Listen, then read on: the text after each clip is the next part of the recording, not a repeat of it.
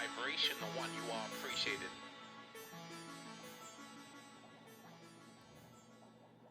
Hello. Well, so here I am. I'm back for another installment, Vibration of the One podcast. I am really tired right now because I just did a lot of exercise. I went down to what's called here Bluffers Park and went down to the water, did some qigong breathing, and hiked up a very steep hill.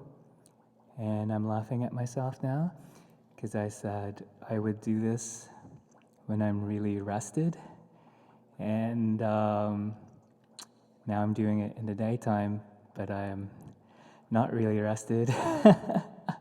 I'm actually exasperated, but that's good. The body got a lot of exercise today. And so, yes, decided to do this podcast on the vegan journey. So far, what I've learned and what has been my truth and discovery.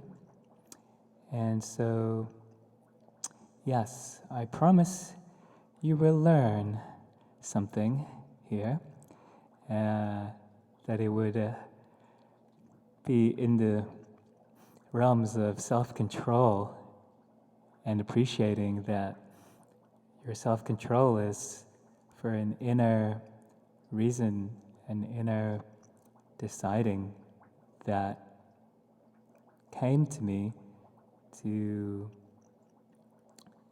put myself into that action, as many things were pointing me this direction of changing my diet. And so in the visual, I just have my 12-string guitar, and I just feel like it's a comfortable thing to rest on as I lean down and talk into the microphone. But just to let you know what's been going on also with the creation of music, this guitar, I was gifted it by a patron by the name of Chris, and he had originally said that I had helped in saving his life. Quite a thing to say, right? That if it wasn't for me playing on the street some mantra on my guitar, that he may have actually gone by the way of claiming his life. And so, what do you say to that? But anyway, since then we'd become friends, and he wanted to repay me for that time. And I said, there's no need, I'm just happy you're still here, right? But then he kept trying to give me instruments, and I kept politely saying no. And this is how this one ended up in front of me. At first, he had wanted to give me a 12-string Gibson auto-tuning guitar. And I thought, that is quite a hefty piece of kit. I don't know if I can say yes to that, but let's see what it sounds like. And I held it in my hand and looked at its strange auto-tuning devices. They look like mini winches on the end. The neck, it all felt wrong. It was too heavy. I didn't like the neck. And he said, I can try to find something else if you want. And the funny thing was, I was in a restaurant at that time having dinner with him, and he just ran off, came back with a black 12-string guitar, which the electronics were not working. It was painted really thick and black, and it was a really bad paint job actually. It had a lot of bubbles on it. And so when I saw it, I thought, hey, I could make that into something. It was broken, had a lot of work I had to put into it. And so this thing in front of me, I'd gone through many iterations, sanding it down for months. And maybe that's the analogy I'm making. It takes a lot of time and effort to rebuild, remake an instrument. So I got the electronics from Germany. So that took a while for that to ship. I had spent months asking my good friends, what can I use to sand this? And what can I use to lacquer it and the grit? And that's where I felt a good sense of community with this, because I took everyone's advice and rebuilt it. And it's this shiny, fun thing, which a few of my friends had called the beast. But anyway, the point is that when you want to do something, you have intention, you have a vision, and there's community that can help. And there's also, those who've gone before you, use books, use things at the ready. And so I just wanted to share that, like a little bit of show and tell. Actually thinking of putting 7 strings on it.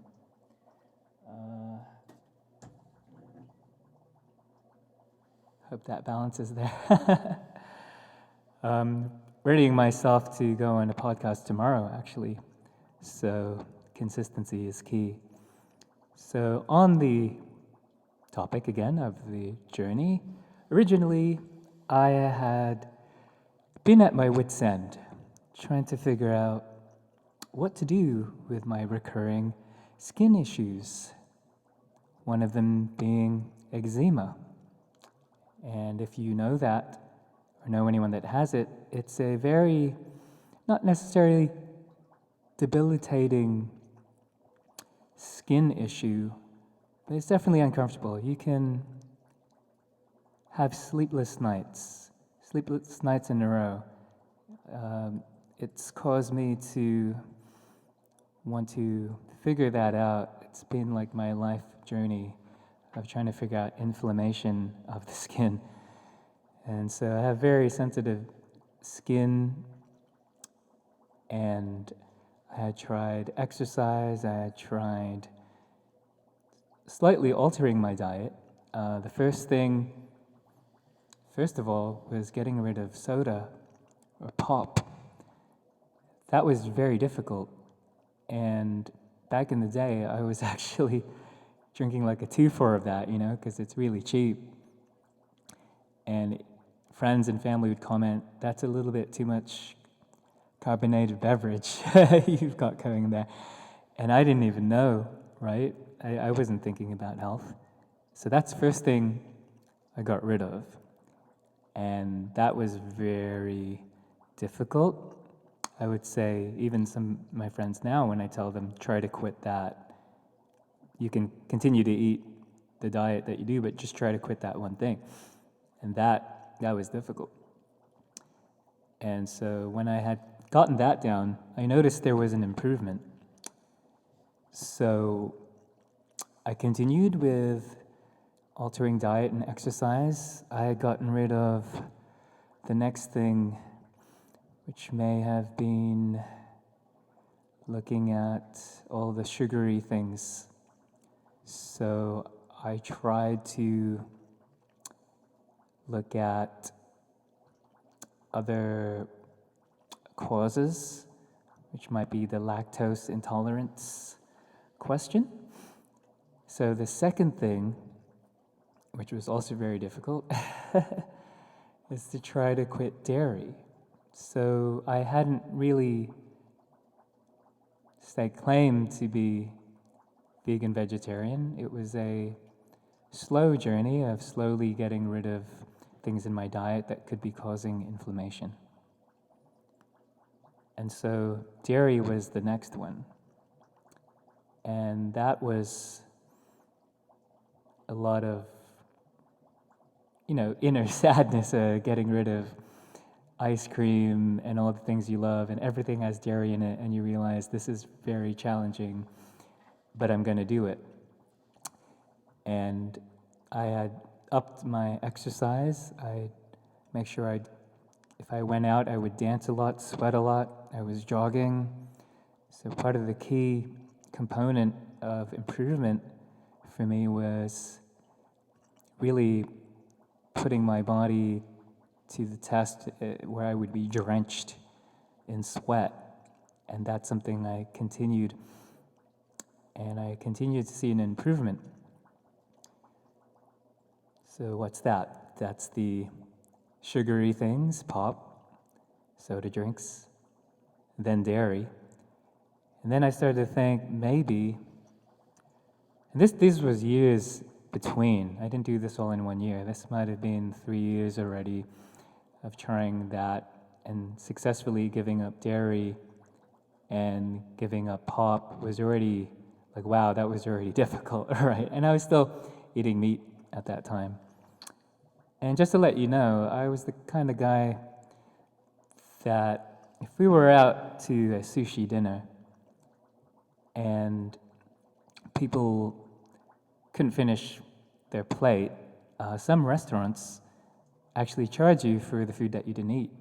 So it was known amongst my friends that Jay is the bottomless pit. He just burns carbs like nothing. So he'll finish it.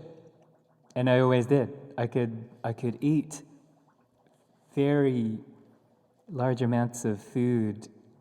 It was quite scary with my frame of an ectomorph body. And people would always be shocked and abhorred maybe that I could do this. So that's, and then I would always eat steak, and I would always feel like, this is what a man does. I just ate 3 steaks in front of you, and there was also times that I'd actually embarrassingly ate 3 Big Macs in one day. I mean, one's already enough, right? So back in the day when I had a job where you only had 15 minutes break, we had a local Mickey D's right across the street, and because I only had a certain amount of time, I told myself, okay, lunch, I can do that. Dinner, maybe, but don't go crazy on it. And so I had done on this day 2 Big Macs, which is already a lot. But the second time I went to go eat it, I found that I was at home after a long day's work, and I looked in my bag and I had 2 Big Macs in there, and I thought, didn't I already have one?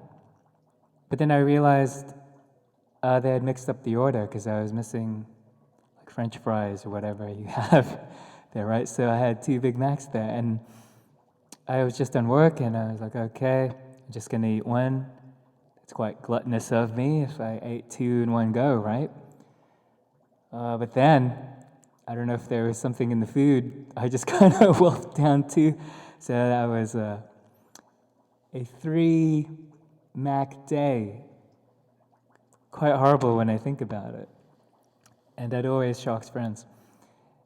And so, just to let people know, I was way out of balance back then in my diet. I didn't even think about diet. So I want to let people know, wherever you are in your journey, you're probably healthier than me. You probably had some vegetables going on where that didn't even enter my mind. What I'll say next is part of the shift is the challenge of friends and family. So you will get questions, and I didn't tell anybody that I had changed this diet. And so the question came up one time when I was out to dinner, And I couldn't find anything vegetarian or vegan on the menu, so I had quite comically accosted the waitress and said, "Can I change this to whatever you have in the menu in the ways of green? Like, what do you have? Do you have broccoli? Do you have spinach? Can I put that in instead of the fries? Actually, do you have any other vegetables or potatoes or something like that I could substitute for this and not have the whole meal complete with hamburger?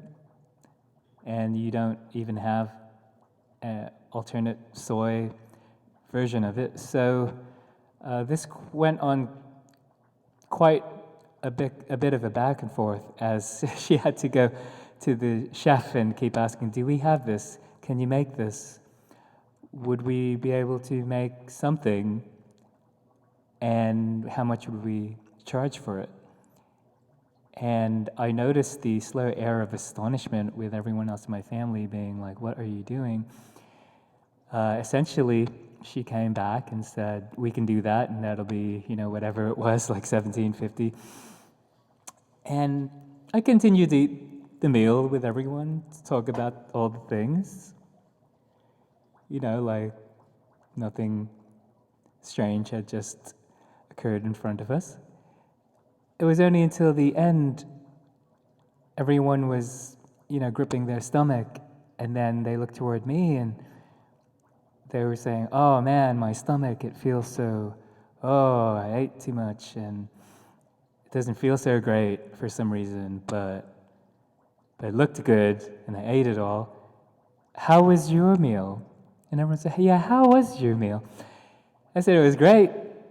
I don't feel any pain in my stomach. I feel really charged up with the greens," right? And then it was more questions like, "Is there something you want to tell us? Like, why didn't you just get what you usually get? Because we know we've seen you eat that in the past. We know the past version of you." And so that is when I announced to my family, yes, the reason I put the poor waitress through all of that is because I'm vegan now. And that's when the proverbial shit hit the fan, and I had got into some kind of minuscule argument with my dad, saying that this is a bad idea, you're gonna die, you're gonna drop dead, I can't believe you're doing this to yourself. So this is part of the journey. In my defense, I had said, "Well, it's been a year I've been doing this, doing my best to do it correctly. I like fitness, training, jogging. I used to do the York track for fun. I used to jog in the winter. I would jog in the winter to the effect of, even if it was so cold, my water bottle would freeze, and I would be upset that I couldn't go jogging. This is a side of me not everyone knows, right? Because they assume fitness people are not the thin ectomorph frame, which I have. But I do enjoy endurance for some reason. And so bridging that towards my diet, it wasn't that strange, right? But that was the slow introduction to, let's just say, weirding everyone out in my family. And let me just say, yes, everyone knows it, and it's almost the fun thing to say, and you're waiting for it anytime you even announce or people find out that you have this dietary choice. Where do you get your protein? It makes me laugh every time. And then, you become the source, if you weren't already the source. But you become the source of information. Everyone expects you to know everything, which I didn't. But I was willing to share what I did know and what I learned, and this is why I'm doing this podcast. And so what was a great learning for me was that I would look for things that would satiate the queries and questions. So when I had found red lentils, and I said, oh, I just stick this in my rice, right? It's like 20, 25 grams of protein in these lentils. That satiated the questions, and the worries eased up, because I would point out, and I had to do this for virtue of comparison, look, you ate this meat meal with all the trimmings and whatever, and you only got this much protein. I got way more protein than you by eating lentils and adding some other tubers in there and sweet potatoes. And, I am looking at these things. But is to say, that's the fallacy. Everyone thinks it's only the protein you look at for the overall health, which is the next thing that I want to get to. Not every vegan is created equally. And so we'll go on to the topic of nutrients and things that I was faced with. And so yes, nutrients. You've got to look at your vitamin Bs, your vitamin Ds, your vitamin Ks. So, broccoli is on top of my list as vitamin K. Spirulina powder, more specifically kale, put that into your diet. And those were things that, I never really went down that area of the aisle before, which is why this is quite comical. That I will say that coming from the world that I came from and the family of carnivores, herbivores that I came from, that I had never seen this wide world of vegetables. And that's something I want to say to people who look at it from a point of view of challenge. If you look at it like an exciting world of new tastes, you'll have a different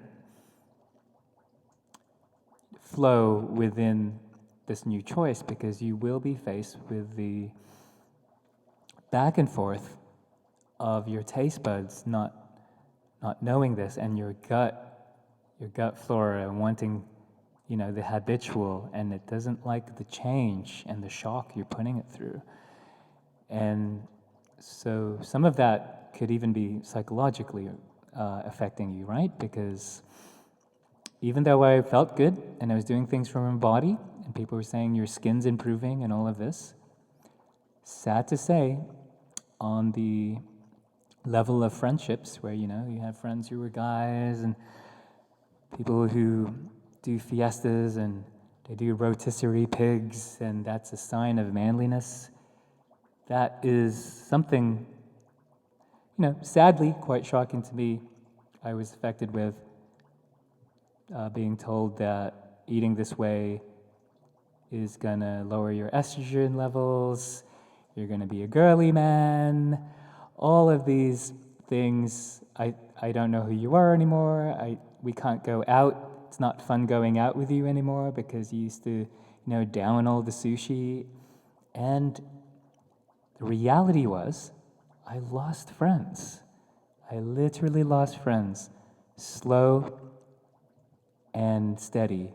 I lost them because, that's part of friendship, is going out and eating together. And I didn't really know what I was doing yet. I didn't know there was restaurants. I didn't know where to go. I didn't know there was an app called Happy Cow where I could find all the good places, thank God. I didn't know there was a vegetarian society of Toronto. And so it was the truth of the fact that some say birds of a feather flock together, but I will say at this time, it's not even that I preach, or if I was to preach, I would say inclusivity. I'm not going to judge you on your dietary choices. That's what I found with friends close to me, a shocking revelation where they've actually told me, you're different, Jay, because I've had friends that tried to diet and they felt like they failed, and then they felt like they failed me. And I said, well, why are you doing it? You're doing it for you. You're not doing it for me. So I don't really understand. Like, just try again if you want to. That's the thing when you're starting something. I've had a lot of friends that wanted to do the vegan vegetarian diet. They do it, they just started it on the fly. And I say, that's crazy.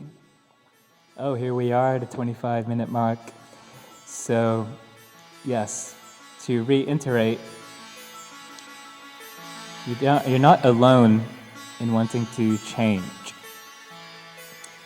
And if you try to change too quickly, it may be overwhelming. So in that back and forth and rapport with my friends who wanted to change or give it a try, I said, you know how long it took me to get to this point? Like years. I didn't just do it all in one go, So the reality is, it was a slow journey. It was a lot of digging. It was a lot of asking people, researching things, reading books.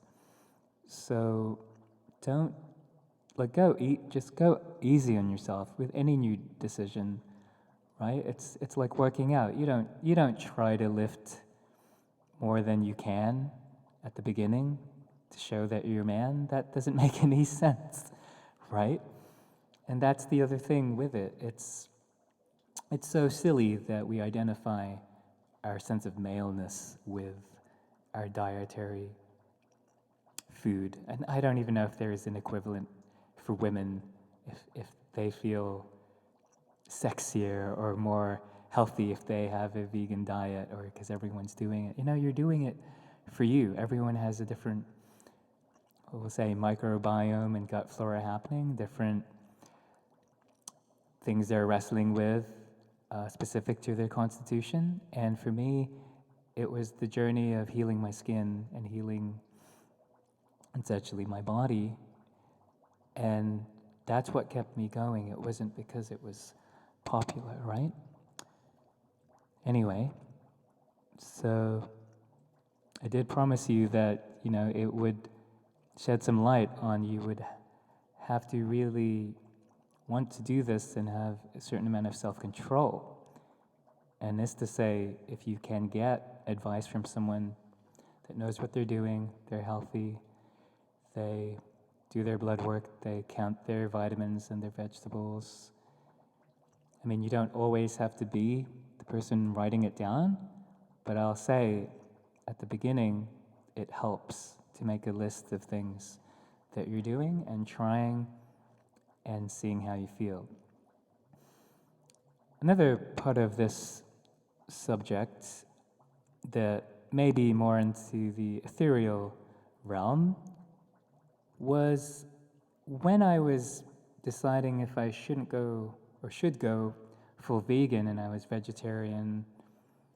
I think the only thing I was eating was fish at the time, but everything else I had given up. And then this happened. I had a recurring dream. And I don't know how else to explain this. I've not really had many recurring dreams in my life. But this one was quite noticeable. It was to the point where if you've ever lucid dreamed, it was a lucid recurring dream.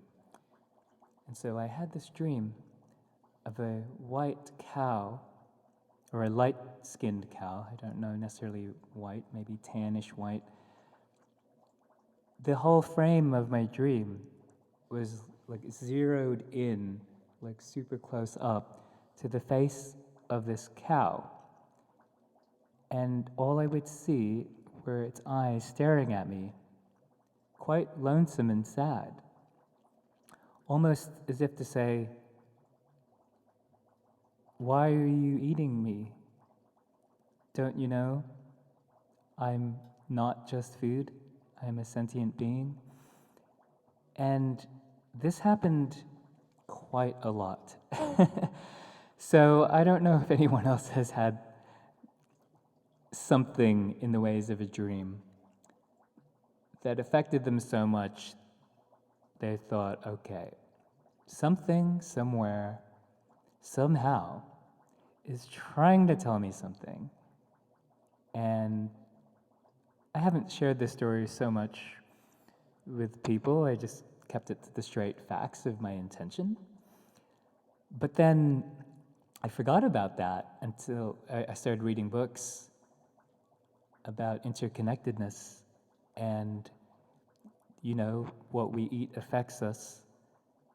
And I can say that back in the day when I ate a juicy steak and I had it medium rare and the blood was coming off it, I would feel like some ravenous beast, kind of tiger dominating its food, some strange pride in that, like, hey everyone, look at me, yet all the people around just being confused and being like, okay, that's kind of scary, man.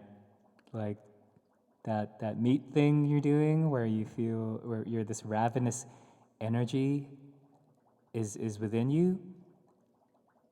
I've noticed that energetically, and there must be something to consuming the blood of animals, or the synthesizing of how we're affected energetically.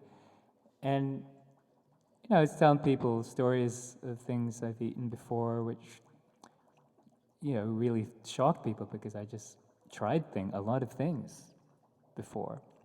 I remember being at this event where they were serving shark steak, and I had it before, if I could find it, and now it's actually something that's illegal, I believe, in Canada.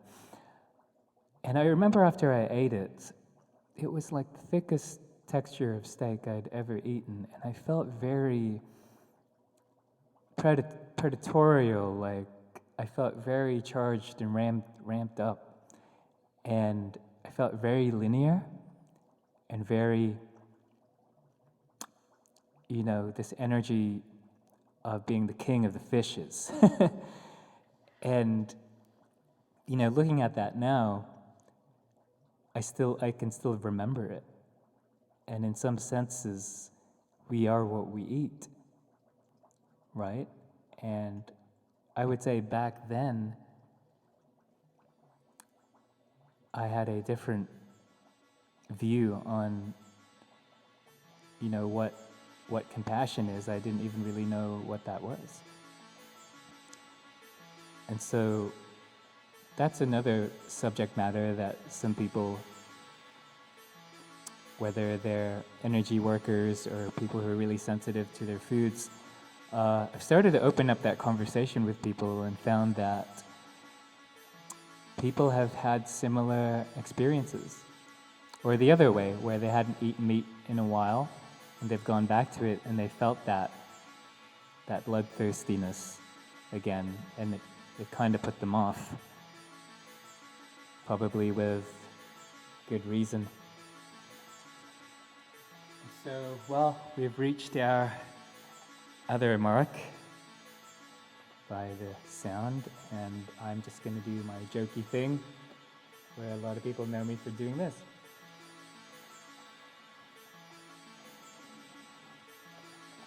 Just chugging down the good old soy milk. The Silk brand. And I'm not sponsored by them or anything, but the running gag is that my friends say, you should be the sponsor for them, because we always see you drinking it. And that makes me laugh. I have countless pictures of me holding this drink where photographers have sent it to me and said it was hard to get a shot without the Silk drink in your hand. So, well, here we are, and let's just make a few announcements here. I would just like to thank the people I've mentioned the podcast to or shared with it recently and gotten some really positive feedback that they said I think I should continue it. So I'd like to say hi to Justine. Thank you for this morning's messages and some of the ideas and possible guests, including yourself. I'd like to thank Omar, who made me laugh when he said, sometimes we have the greatest conversations. I give you full permission to secretly record me so that we can share these beautiful conversations we have sometime.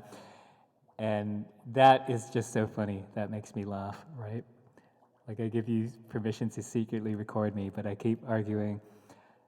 I will tell you that I'm recording you. I want to, you to know that I'm going to put this out in the public sphere. Also, like to thank my friend Asha. We're talking about Qigong and just getting back to being who we are in the basic state of peace. That I would say this diet, it encompasses some of those values, per se. And so looking back here, I would like to say again, thanks for listening. There's still more we could touch on. I'd like to reiterate that when you make a change, I think if you're going to have lasting change, that it would be at your own pace, right? And there's no pressure. Like, I had no pressure to become vegan. I did it on my own accord, and I mixed and matched different ideas through the duration of discovery, and eventually I found a different sense of being. And I would like to say one of the biggest things I've learned is the balance between self-control and choices, and that in shifting this has made me look at other people's diets and being more curious and appreciative of food and how we've come to this beautiful smorgasbord of different amazing tastes in the world, and whatever diet that you eat, it just is that much better, right? With a little bit of spice, a little bit of vegetables here. You can't deny that vegetables play a major part in humans' dietary needs and functions, and that you don't need to eat meat, although it can cause a few things if you don't look out. So I'd like to address the other side of it also. That is a challenge, especially possibly for the fruitarians. There's the question of too much citrus, and that gets into your dental work, and your dietary shift may cause your teeth to have weakened enamel from all of these acids in fruits and things like that. And so we always say, use a straw, right? It's such an easy thing to do. Don't bathe your teeth in all of this citrus, and there has to be a balance, right? Other things I would like to add that I did that was already strange before I made this change was oil pulling. Like, that's something where you swish about some choice oil. I'd use avocado oil on occasion. That seems to be my fave. It loosens up all of the buildup in your teeth, and you gargle it out, and you spit out this kind of frothy grayish film, which you may notice more if you're a smoker, and you'll feel different when you spit out that discharge of all the things that were coating your esophagus, not your esophagus, but your mouth. And so that's something that I feel has its beneficial properties, which are many, that I cannot say them all right now. Anywho, that's been, I believe, the longest subject I've spoken of. I just thought to bring what came to mind initially by turning the mic on. And I'd like to thank you for listening, as always. If you'd like to visit my website, my blog, I've now included these podcasts within them on occasion, and still thinking about playing with this video format. Nothing too exciting. I'm just pointing the camera at myself, and I can be reached at the link for all the links at linktr.ee/vibrationoftheone.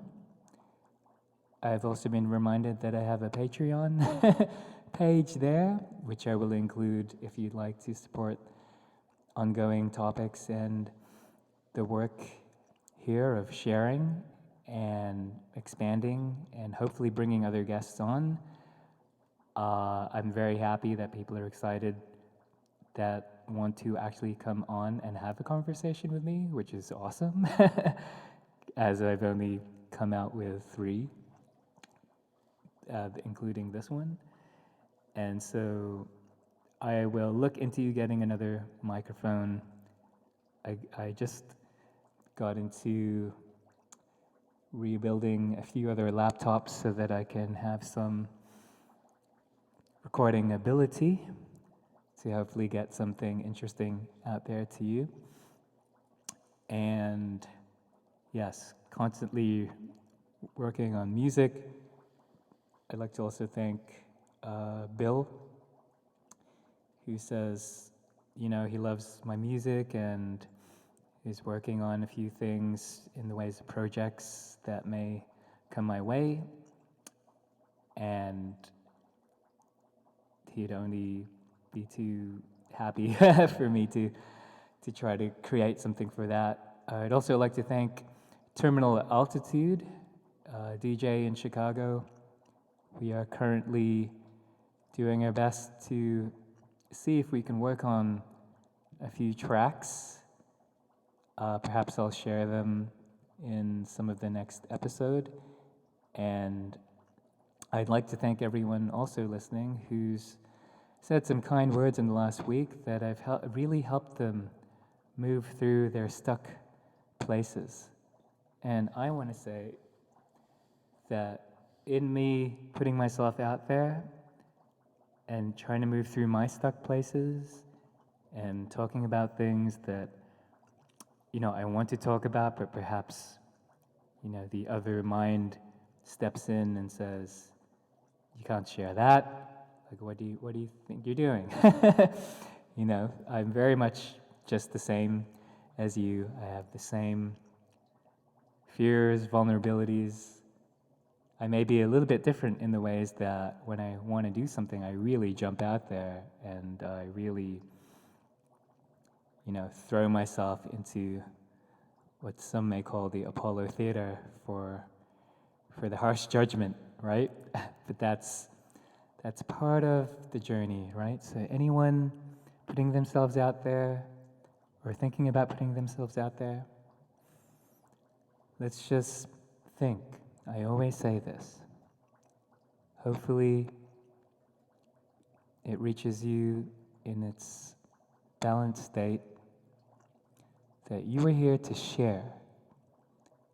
And wouldn't it be quite a sad thing if you didn't share the knowledge that you have and you kept it all to yourself? Who would benefit from you keeping that to yourself? And if you think about how our world is, it really is that we've shared our inventions, all our many ideas, and worked the best we could to bring those ideas forward. And it's not always easy. It doesn't always go smoothly. But when you put yourself out there, it inspires someone else to realize they have something to share too. And it takes a slow, and not always slow, but oftentimes many countless reflections, some writing, some formulation of the schematics or blueprints and ideas that once physicalized with a pen and paper, you've already taken the first step. And so I just want to thank everyone who's conversed with me, and it's not always easy sharing your dreams because, it's very easy for someone to shoot it down. We're always looking for trust. But if you have that trust within yourself, then I only believe you will magnetize that trust, and that energy of trust will move towards you, hopefully at time-honored space, and maybe even quantum speed. And when we do that, we're fulfilling our soul destiny. So thank you, everybody. I love you all, and praise be to the Creator that created you, and all of the good things that we can be in gratitude with today. Stay present, my friends. Vibration of the One, signing off.